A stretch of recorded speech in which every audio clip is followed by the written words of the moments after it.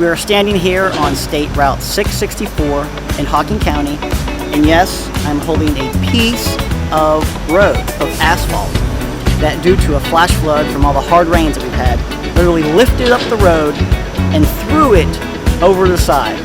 Not only did it lift up the concrete, but it's plugged tons of pipes. Right now we have crews out who've been working, going on 2 days now, clearing the pipes, clearing the roadway of any debris, make the road safe so people can get through.